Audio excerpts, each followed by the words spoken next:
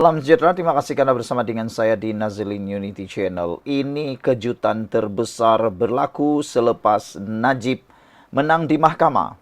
Tiba-tiba pula Najib sakit, tak sihat, dan peguam beliau juga tak sihat. Aduh, apakah jadahnya sehingga berlaku lagi? Aduh, aku pun tak tahulah apa yang berlaku. Tapi itulah, lepas menang tiba-tiba sakitlah pula. Bukan saja Najib yang sakit, peguamnya turut sakit. Orang lain kalau menang jadi gembira, jadi lebih sehat dan lebih banyak lagi lah kan. Tapi Najib pula tiba-tiba sakit, tak dapat teruskan pula perbicaraan 1MDB. Persoalan netizen berkait dengan tahanan rumah Najib ialah, kalaulah Najib itu berjaya dapat tahanan rumah dan dimasukkan dalam tahanan rumah, sekarang ini Najib sedang dibicarakan dalam isu 1MDB di arah untuk membela diri.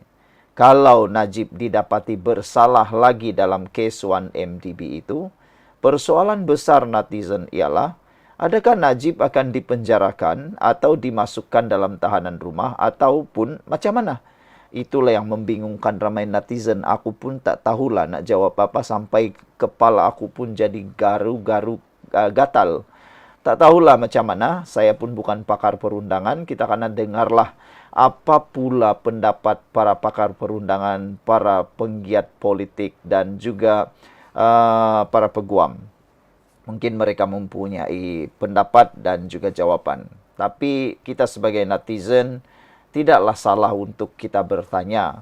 Kalau Najib dimasukkan dalam tahanan rumah, keluar daripada penjara, nanti dalam perbicaraan 1MDB dia kalah lagi, macam mana pula, bagaimana pula Najib, kedudukan Najib, apa pula seterusnya?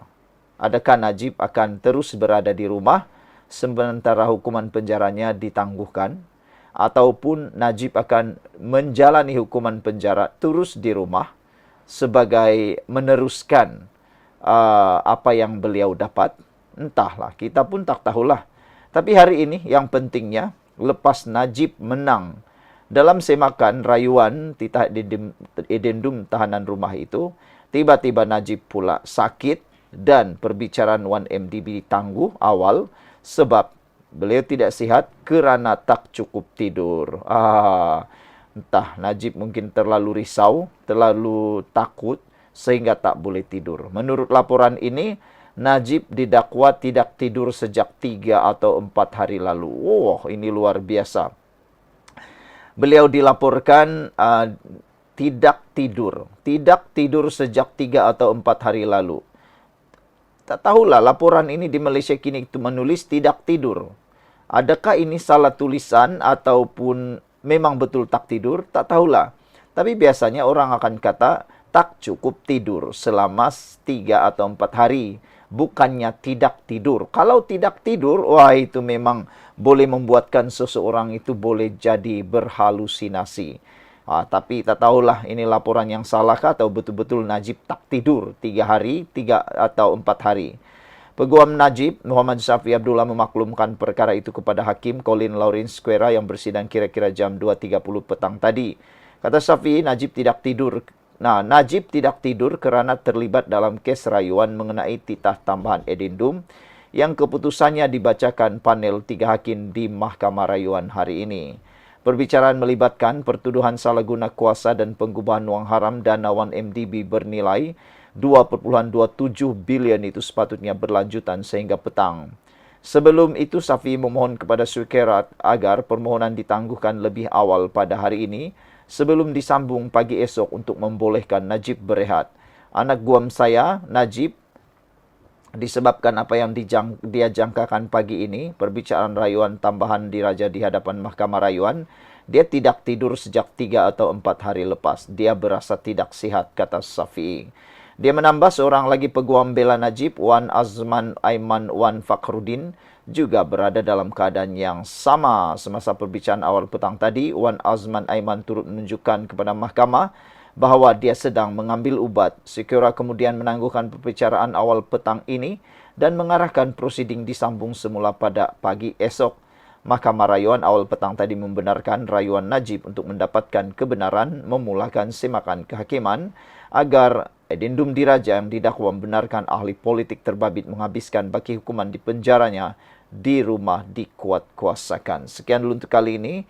Jangan lupa tinggalkan komen Anda. Salam sejahtera, terima kasih karena bersama dengan saya di Nazilin Unity Channel.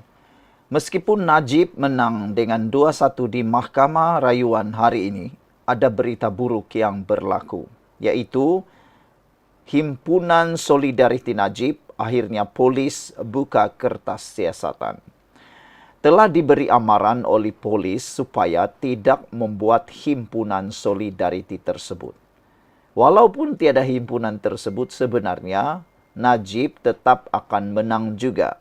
Meskipun mereka ada di sana, Najib tetap menang juga. Walaupun mereka tidak hadir pun, Najib tetap menang juga. Hakim tidak akan sama sekali terganggu apalagi dipengaruhi hanya dengan kehadiran lebih kurang dalam 900 saja penyokong atau 3.000 penyokong. Oleh sebab itulah, hanya merugikan. Amaran telah diberikan oleh Zahid Hamidi. Amaran telah diberikan oleh Ketua Polis Negara. Amaran juga telah diberikan oleh Ketua Polis Putrajaya, tetapi ada yang ingkar. Sekarang ini nak bagi tanggung jawab kepada siapa? Takkanlah orang yang hadir pula yang akan bertanggung jawab.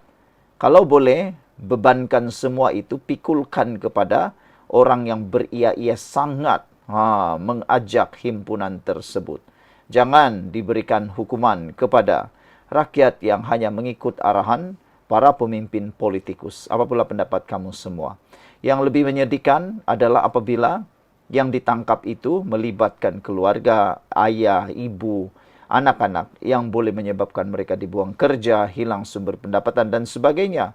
Dan adakah ahli politikus membantu? Entahlah, Anda fikirlah sendiri. Bagaimana pula pendapat Anda? Siapakah yang sepatutnya yang harus ditangkap, disiasat oleh polis Diraja Malaysia dalam kertas siasatan ini? Perkongsian ini dibuat oleh polis akan membuka kertas siasatan berkaitan Himpunan Solidariti bekas Perdana Menteri Datuk Seri Najib Tun Razak di Istana Kehakiman di sini pada Isnin. Nampaknya walaupun ada berita baik, tapi ada tetap berita buruknya. Meskipun dalam keadaan aman, tidak ada apa-apa yang berlaku, tetapi polis sudah beri amaran. Tidak akan dibiarkan begitu saja, supaya ia tidak menjadi duluan, tidak akan menjadi ikutan, dan tidak akan menjadi kebiasaan buruk pula. Ketua Polis Daerah Putrajaya Assistant Commissioner ID Sam Muhammad berkata, pihaknya akan memanggil beberapa individu untuk dirakam keterangan bagi membantu siasatan mengikut Akta Perhimpunan Aman 2012. Dianggarkan lebih 900 individu yang hadir dan dalam keadaan masih terkawal tanpa sebarang provokasi, katanya. Pada Ahad, ID Syam dilaporkan berkata pihaknya akan mengambil tindakan tegas ke atas mana-mana individu yang menyertai perhimpunan itu kerana melanggar undang-undang sedia ada. Polis juga mengawasi seluruh kawasan berhampiran Istana Kehakiman selain turut melaksanakan sekatan jalan raya di setiap laluan masuk ke Putrajaya, katanya. Kawalan diperketatkan dengan penempatan pegawai polis di setiap persimpangan menuju ke Istana Kehakiman. Saudara-saudara sekalian, lebih 800 penyokong Najib hadir Perhimpunan Solidariti Najib, kata polis. Saudara-saudara sekalian, yang merugikan itu ialah diri sendiri. Sudah diberi amaran, sudah diberikan peringatan, tapi langgar juga. Sekarang siapa yang rugi, siapa yang untung? Yang untung, orang yang dapat manfaat. Yang rugi, orang yang tiada dapat apa-apa. Pulanglah pada Anda. Sekian dulu untuk kali ini. Jangan lupa tinggalkan komen Anda.